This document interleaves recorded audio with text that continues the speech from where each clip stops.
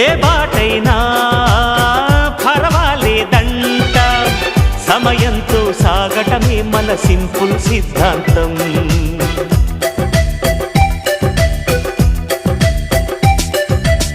చిరుగాలికి పరిమళమిచ్చే సిరిమల్లెల వనమై ఉందాం, గగనాన్ని నేలను కలిపే హరివిల్లుల వంతెన అవుదాం. ఆనందం అంటే అర్థం మనమందా, ప్రతి పూట పాటై సాగే హుషారు సరిగమలో.